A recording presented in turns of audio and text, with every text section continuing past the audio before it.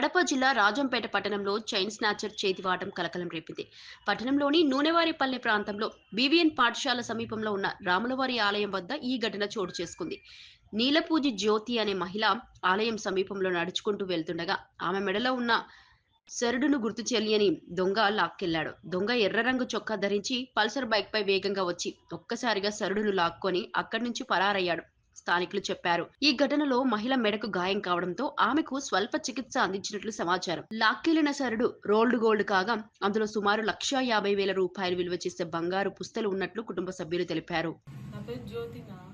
నేను బియ్యం ఆడించుకొని వద్దామని దీపారం చేసి 6:30 అప్పుడు పగిడి సంఖలో పెట్టుకొని ఎత్తుకొని పోతా ఉన్నా. అట్లా పోతా ఉన్నారు బైక్. అట్లా పోతా నేను ఈ లైన్ లో పోతా ఉన్నా. మొహం కూడా చూడలేదండి ఎవరో. నా బండి చూసిన వెనకల పల్సర్ బండి కానీ ఎర్ర చొక్కా వేసుకున్నాడు. ఇట్లా లాక్కొని ఇట్లే పోయినాడు. ఇది లైన్ గీత అంతా నాకు గొంతుకు ఆపరేషన్ చేయించుకున్న మాట రాలా నాకు అసలు. అతని మొహం కూడా చూడాలి. భయం వేసింది. జ్వరం వచ్చినట్టు ఒళ్ళంతా పగిలి ఇప్పటికి కూడా తగ్గల నాకు.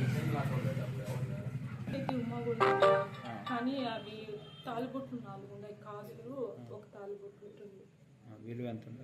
గ్రామ్ ఉన్నాయి. నా కాసు కూడా గ్రామ్ పెద్దదైతే తాలిబొట్టు గ్రామ్ కన్నా కొంచెం ఉంటుంది ఎగస్ట్రా.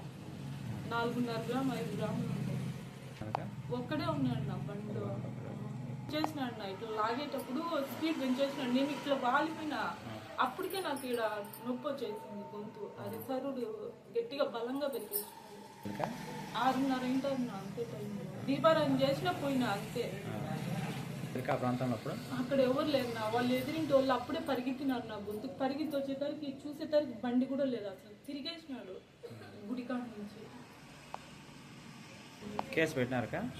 పెట్టినా పోలీసు వాళ్ళు వచ్చినారు. చూసి ఆమెను పోయినారు. మళ్ళా రేపు 10 గంటలకు వచ్చి చూస్తామని. కెమెరాలు లేవంట. చూసి ఆమెను పోయినారు. పట్టుకుంటాం లేమ్మా.